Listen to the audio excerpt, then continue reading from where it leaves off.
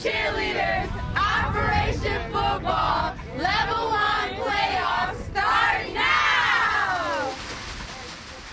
Thank you, Rufus King cheerleaders, and welcome to Operation Football Level 1 playoffs. Jared Fialco is with me again tonight. We'll get to his games in a moment, but first, our game of the week. Two powerhouses in Division I meeting up in the first round, Arrowhead and Mukwonago. The Warhawks playing with heavy hearts after their former head coach Tom Tarasca passed away suddenly this past week. They had a moment of silence for the legendary coach. The Indians in control early on the pitch. Number 13, Mason Kelly, keeps rolling left, and he's in for 6. But Arrowhead fights back. Vance Holtz on the quarterback keeper here, plunges in for the touchdown. Heartland led at the half, and what a game. Arrowhead ends Mukwonago's season, advances with a 31-28 victory. Catholic Memorial v. Martin Luther, and welcome back Penn State-bound star Corey Smith. Missed most of the season with an injury, sidesteps 3 defenders to put the Crusaders up 35-0 at the half. But this game about one person, Bill Young. The longtime Chief scores career win number 449 zip, an incredible number for an incredible coach. Amazing, and I've been really blessed to be at a great school. I've been surrounded by great players, parents, administrators, and really the superstar of our whole program is my lovely wife Gail and my grandkids. Elsie, I love you. Muskego with an identity crisis early against Hamilton. Now a passing team apparently. Braden Horn to Aiden Krause squared. Those two tag team for the game's first 2 scores. Then we're back from bizarro world. Warriors bread and butter, run the rock. Matthew Schneider, inside, outside, in the end zone. Muskego rules, no surprise, 55 nada.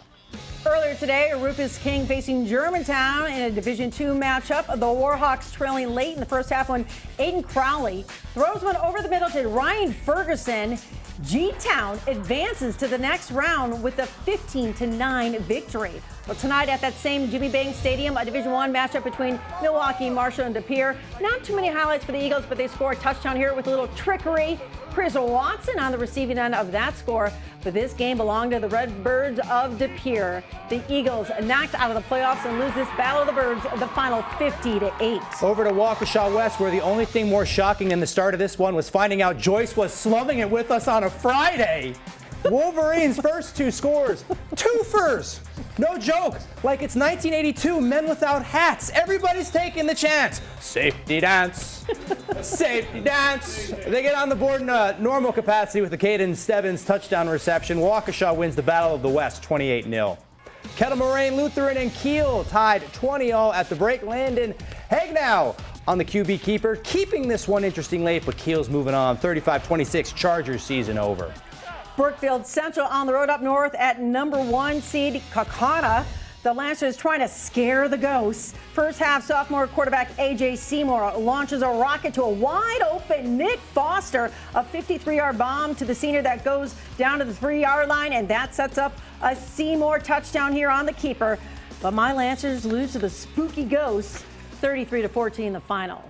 Well, are you ready now for our Operation Football Play of the Week nominees? Last week, it was the Greenfield Hustlin' Hawks that took home the honors. What about this week? Candidate number 1, the Waukesha West defensive special teams for their SSSAAAFFFE safety dance, providing the only 4-0 score I have ever seen in a football game.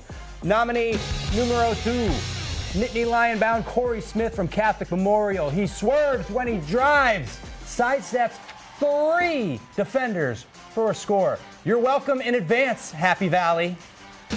And our third and final nominee, Lancers launch a rocket. The season is over for Brookfield Central, but this connection between a sophomore and a senior was impressive. Quarterback A.J. Seymour throws one to a wide-open Nick Foster, a 53-yard pickup that eventually leads to a Lancers touchdown. Now it's time for you, the viewers, to vote. You've seen this week's Play of the Week nominees. Head over to WISN.com or the 12 News app and vote right now.